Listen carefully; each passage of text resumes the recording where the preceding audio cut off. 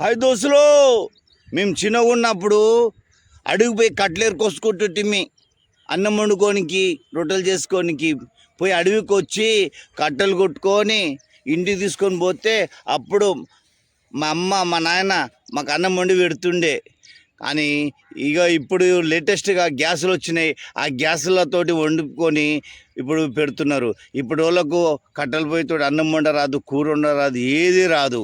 ఎందుకంటే నాజుక్ అయిపోయినారు. అడవికి వచ్చి కట్టెలు కొట్టుకొని పోయి ఇంట్లో ఇస్తే మా అమ్మ నాయన అన్నం వండి పెట్టేస్తుండే. అప్పుడు గ్యాసులు లేకుండే ఫ్రెండ్స్, కొత్తగా. అప్పుడు ఈ పాతకాలం మనసుకి ఏం తెలుసు? ఏదైనా ఊరికి పోవాలంటే ఎడ్ల బండి మీద పోవాలా, లేదంటే రిక్షాలో పోవాలా, లేదా సైకిల్ మీద పోవాలా, అట్లుండే అప్పట్లో. ఇప్పుడు ఏంది, ఈడెక్కితే ట్రైన్ ఆడ దిగుతాం. అప్పుడు ట్రైన్ ఉండే, కానీ చాలా ఎప్పుడో అట్లా ఉండే, చుక్కపక్క అట్లా. ఆ ట్రైన్లు ఉండే, బొగ్గేసి నడిపించే ట్రైన్లు ఉండే. ఇప్పుడేమో కరెంటు అట్లా నడుస్తుండే. అయితే ఒక ఊరికి ఒక పిల్లని చూడాలన్నమాట. ఆ పాతకాలంలో జొన్న రొట్టెలు చేసుకొని పుంటుకూరతో వండుకొని మూట కట్టుకొని పోతున్నానంట అప్ప. ఇక్కడ ఇప్పుడు ఒక అమ్మాయిని చూడాలనుకో, ఒక అబ్బాయికి నిజామాబాద్లో ఒక అమ్మాయి ఉందనుకో, ఇక్కడ నుంచి నడుచుకుంటూ పోతున్నాయంట. ఏడ సీకడైతే ఆడ చెట్టు చూసుకొని, ఒక బావి చూసుకొని, ఆడ మంచిగా రొట్టె తిని బావి నీళ్ళు తాగి ఆ చెట్టు కింద వండుకొని మళ్ళీ పొద్దుగా లేచి మళ్ళీ ప్రయాణం కడుతున్నాయంట అప్పటోళ్ళు. అమ్మాయిని చూడడానికి అప్పుడు మగవాళ్ళు ఎక్కువ, అమ్మాయిలు తక్కువ ఉండే. ఇప్పుడేమో అమ్మాయిలు ఎక్కువైనారు, అబ్బాయిలు తక్కువైనారు. అయితే అట్లా పోయి ఊరికి పోయి అమ్మాయిని చూసి అప్పట్లో ఎట్లా అంటే మగవానికి ఏజ్ ఎక్కువ ఉంటుండే, అమ్మాయికి తక్కువ ఉంటుండే. 7 ఏళ్ళకేనా అంట పెళ్లి చేసేది. ఊహజ్ఞానం లేనప్పుడే పెళ్లి చేసి మా పిల్ల అని, మా కొడుకు పిల్లమని పెళ్లి చేసి వదిలేసి వస్తుండే. ఆ పిల్ల పెద్దగా అయినాక, రవిస్త్రాలు అయిపోయినాక, అప్పుడు వయసు వచ్చినాక తీసుకొచ్చుకొని అప్పుడు సంసారం చేసి పిల్లలు అంటుండే. అప్పుడు 12 మంది ఒక్కోడు అనేది, 12 మంది, ఒక్క మనిషి 12 మందిగా అంటుండే అప్పటి పాతకాలం మనుషులు. ఇప్పుడు ఇద్దరిని కనడానికి తలపాన తోక్కు వస్తుంది, నాజుకు నవరంగులు.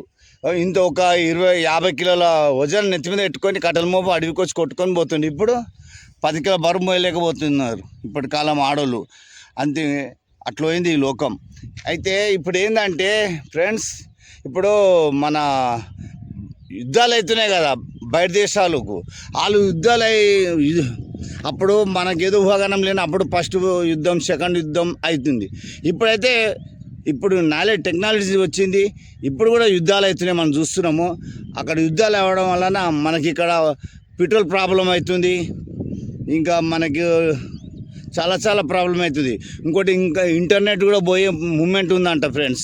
ఆ ఇంటర్నెట్ గిట్ట పోయిందనుకో, బాంబులు వేసినప్పుడు మనము నీ కొడుకు ఏడున్నాడో, నీ బిడ్డ ఏడుందో, అమ్మ ఏడుందో, నాయన ఏడున్నాడో, ఎవడు ఏం పని చేస్తున్నాడో, ఎక్కడ ఏ దేశంలో ఏం జరుగుతుందో, ఎవడు ఏమైందో అది కూడా తెలియదు. అప్పటిగా మనం పాతకాలమైనాక అయిపోతాం మన పరిస్థితి. అప్పుడు మనకు హయోమయం అయిపోతాం. అప్పుడు పాతకాలం ఎట్లుండే, ఒక ఊరి నుంచి ఒక ఊరికి మంచి ఇన్ఫర్మేషన్ అందాలంటే లెటర్ రాస్తుండే, మళ్ళీ తర్వాత మనం పోయి చూసుకొని వస్తుంటే. కానీ ఇవన్నీ మనకు ఇట్లా ఫోన్లు లేకుండే. ఇప్పుడు ఎట్లయిందంటే, ఇప్పుడు మనకు పెట్రోల్ దొరకడం చాలా కష్టం అయిపోయింది. ఏమంటారు ఫ్రెండ్స్? పెట్రోల్ దొరకలేవు. అడవికి వచ్చి మన కట్టెలు కొట్టుకుని పోవాలంటే కట్టెలు తీసుకుపోయి మనం ఇచ్చినా కూడా ఇప్పటి వాళ్ళు వండలేరు, ఎందుకంటే పొగ తట్టుకోలేరు. అలాంటి పరిస్థితి. అయితే ఇప్పుడు ఏమనిపిస్తుంది అంటే, ఇప్పుడు ఈ పెట్రోల్ కూడా బంద్ అయిపోయిందంటే, ఇంటర్నెట్ బంద్ అయిపోయిందంటే పాతకాలంలాగా అయిపోతుంది. ఏమంటారు ఫ్రెండ్స్? ఈ పాతకాలంలాగా అయిపోతుంది. మనకు ఏ మనిషి ఎక్కడుండో, ఎవరు చచ్చింది, ఎవడు బతికింది కూడా తెలియదు. అంటే అప్పటి కాలంలో ఎడ్ల బండ్లు, రిక్షాలు, సైకిళ్ళు ఎట్లా అయితే ఉన్నదో, ఇప్పుడు అవన్నీ పెట్రోల్ కూడా బంద్ అయిందనుకో, ఈ నెట్ బంద్ అయిందనుకో, సేమ్గా సైకిలింగ్, ఎడ్ల బండి, రిక్షానే గీత అవుతుంది మన పాతకాలం లెక్క. మొత్తమే గ్యాస్ రాలేకుండా పోయిందనుకో, గ్యాస్ దొరకడం లేదనుకో, ఇలాంటి అడవి ప్రాంతానికి వచ్చి ఏం చేయాలా, కట్లు కొట్టుకుపోయి మళ్ళీ ఇంట్లో వేసుకొని వండుకొని తినాల్సి వస్తుంది. అలాంటి పరిస్థితి వస్తుంది. ఎందుకంటే పాపాలు ఎక్కువైపోయింది. సోషల్ మీడియా వచ్చినప్పటి నుంచి, ఈ నెట్లు వచ్చినప్పుడు, ఇవన్నీ వచ్చినప్పటి నుంచి అప్పటి వాళ్ళకు నాలెడ్జ్ లేదు. 60 ఏళ్ళ మనిషికి, 70 ఏళ్ళ మనిషికి కూడా అంత నాలెడ్జ్ లేదు. ఎందుకంటే వాళ్ళకు ఏం తెలియదు. అమాయకులు. వయసు ఎక్కువ ఉంటుండే, తెలివి తక్కువ ఉంటుండే. కానీ ఇప్పటి వాళ్ళకు వయసు తక్కువ, నాలెడ్జ్ ఎక్కువ. అందుకే ఈ సోషల్ మీడియా, ఈ నెట్ ఎప్పుడైతే వచ్చిందో అడ్డమైన వీడియోలు ఈ యూట్యూబ్లో, ఇన్స్టాగ్రామ్లో, ఫేస్బుక్లో వస్తున్నాయి. చూడరాని ఈ కళ్ళతో చూసి పాపాలు నేర్చుకొని విపరీతంగా పాపాలు విరిగిపోతున్నాయి. ఈ లోకం ఉంటుందో పోతుందో తెలియదు. అందుకే యుద్ధాల మీద యుద్ధాలు అవుతున్నాయి ఫ్రెండ్స్. అందుకే ఈ దృష్టితో మంచి చూడండి, చెడు వదలండి. చెవుతో మంచి వినండి, చెడు వదలండి. అప్పుడు మనము పాతకాల మనుషులాగా 100 ఏళ్ళు బతుకుతాం. లేదా తెలివి ఎక్కువైపోతుంది, పాపాలు ఎక్కువ పెరిగిపోయినా అంటే ఇట్నే యుద్ధాలు అవుతాయి, పెట్రోల్ బంద్ అవుతుంది, డీజిల్ బంద్ అవుతుంది. ఇక అప్పుడు ఏం దొరకదు. అప్పుడు అలాంటి అడవి కూడా మన కట్టెలు దొరక కరువు అయిపోతుంది. ఒకడు కట్టెల కోసం కొట్టుకోవాల్సి వస్తుంది, గుద్దుకోవాల్సి వస్తుంది. అన్నం వండుకోవాలంటే కష్టం, అప్పుడు చాలా కష్టం వస్తుంది. అందుకే మనము ఎక్కువ పాపాలు చేయొద్దు, తక్కువ పాపాలు కూడా చేయొద్దు, పుణ్యాలు ఎక్కువ చేయాలి. ఎందుకంటే పాతకాలం మూలకు ఒక దారిలో పోతే దాని పిలిచి బిడ్డకరా అన్నం తినవా, నీళ్ళు తాగుతావా అని పిలిచి కూకబెట్టి మంచి మర్యాద చేసి ఇంత అన్నం మెతుకులు పెట్టి ఆకలి తీసి పంపించేవాళ్ళు. అందుకే ఈ లోకం ఇన్ని రోజులు నడిచింది. ఇప్పుడు పాపాలు ఎక్కువ పెరిగిపోతుంది కనుక మనిషికి విలువ లేకుండా మనిషి మాట్లాడలేకపోతున్నారు. ఒకరికొకరు స్వార్థం పెరిగిపోతుంది. ఇంటి ముంగట ఫ్రెండ్స్, ఇంటి ముంగట ఇప్పుడు పెద్ద పెద్ద బిల్డింగ్లు 5 అంతస్తులు, 6 అంతస్తులు, 10 అంతస్తులు కట్టుకుంటున్నారు. కానీ ఇంటి ముంగట ఒక అరుగు కట్టుకుంటలేరు. ఎందుకంటే అంత పెద్ద బిల్డింగ్ కట్టుకుంటాడు, అందులో వాడే ఉంటాడు. ఆడు సచ్చింది తెలియదు, బతికింది తెలియదు. చచ్చిపోయి వాసన పట్టినాక 3 రోజులకు పక్కింటికి వాసన వస్తే ఆడు కంప్లైంట్ ఇస్తే అప్పుడు వచ్చి ఆ డోర్ బలగొట్టి వాని సావుదినాలు చేస్తారు. ఇంటి ముంగట అరుగు కూడా లేదు ఇప్పటి వాళ్ళకు. అంత పెద్ద బిల్డింగ్ కట్టుకొని కూడా అరుగు లేదు. స్వార్థం, వాడే చూసుకుంటున్నారు. అదే పల్లెటూళ్ళలో చూడండి, ఇంటి ముంగట ఇంటింటికి ఒక అరుగు ఉంటుంది. పెద్ద మనుషులు కూకొని మాట్లాడుకుంటారు. పొద్దుగా లేయంగానే ఇంటి ముంగట ఉంది విశేషాలు వీనికి తెలుస్తాయి, వీని విషయాలు వానికి తెలుస్తాయి. మంచి చెడు తెలుసుకుంటుంటారు. అప్పుడప్పుడే మాట్లాడుకుంటారు, తిట్టుకుంటారు, ఒకటవుతారు. ఇప్పుడు ఫోన్ ఉంటే చాలు, ఫోన్ ఉంటే చాలు ఫ్రెండ్స్.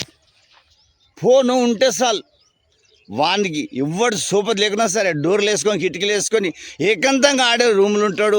ఇక వాడు బయట విషయాలతోటి అనవసరం. ఆ సెల్ ఫోన్ ఒకటి ఉంటే చాలు, నెట్ ఒకటి ఉంటే చాలు, చూసుకొని ఆనందిస్తాడు, సంతోషంగా ఉంటాడు. కానీ బయట ప్రపంచాన్ని సెల్ ఫోన్లో చూసుకుంటాడు, కానీ మనిషి మాట్లాడు అయితే మాట్లాడుకోడు ఫ్రెండ్స్. ఇప్పుడు ఏంటంటే ముఖ్యంగా యుద్ధాల మీద యుద్ధాలు అవుతున్నాయి, పాపాలు వేడిపోతున్నాయి. ఇంటర్నెట్ వచ్చినప్పటి నుంచి చూడని దృశ్యాలు మనం ఇది చూస్తున్నాము. లైక్ల కోసం, షేర్ల కోసం చూపించుకొని టిక్చక అన్నీ చూపించుకుంటున్నారు. వాళ్ళు లైక్ల మీద లైకులు తెప్పించుకుంటున్నారు. కానీ ఫ్రెండ్స్ అది బాగుండదు. మంచి చేయండి, యూట్యూబ్లో, ఇన్స్టాగ్రామ్లో మంచి చేయండి. పబ్లిక్ నేర్పియండి మంచి మీలో ఒకటి మంచితనాన్ని చూపెట్టండి. పాపం పుణ్యం గురించి నేర్పండి, మంచితనం నేర్పండి, భక్తి నేర్పండి, కానీ పుణ్యాలు నేర్పండి. కానీ ఒకరిని మోసం దగా చేసేది నేర్పకండి. మంచి ఆలోచనలు నేర్పండి, దేశాన్ని ముందుకు నడిపించుకుంటూ తీసుకుపోండి అని నా మనసులో మాట చెప్తూ, ఇంకొకటి ఏంటంటే ఫ్రెండ్స్లో మనము ఎంత మంచిగా ఉంటే అంత మంచిది. ఒకరికి మోసం దగా చేయకూడదు ఫ్రెండ్స్. ఏంటంటే ఇప్పుడు ఈ లోకంలో మనిషికి విలువ లేదు, డబ్బుకే విలువ ఉంది. ఎక్కువ కష్టపడేది ఎవరు? అమాయకుడే, డబ్బు లేనోడే బాధలు పడతాడు. ఇంకోటి ధనవంతుడే ఈ రాజ్యాన్ని వెళ్తున్నాడు, ధనవంతుడే పాపాలు చేసేసి డబ్బు అడ్డదారు సంపాదించిన వాడే ఈ రాష్ట్రాన్ని, దేశాన్ని పరిపాలిస్తున్నాడు. న్యాయం అంతా చచ్చిపోయింది, అన్యాయం ఎక్కువైపోతుంది. అందుకే అన్యాయం పెరగడం వల్లనే పాపాలు ఎక్కువైపోయి ఇవన్నీ ఇలాంటి కరుకాలం వస్తుంది ఫ్రెండ్స్. లైక్ చేయండి, షేర్ చేయండి. ఇంకా చెప్పాలంటే పొడుగు ఇంకా పెరుగుతుంది. ఇంతతో ఆపేస్తున్నా. మంచిది చెప్దాం, దేశాన్ని బాగు చేద్దాం, ముందుకు నడుద్దాం. లైక్ చేయండి, షేర్ చేయండి. ఈ గంట రాజాకు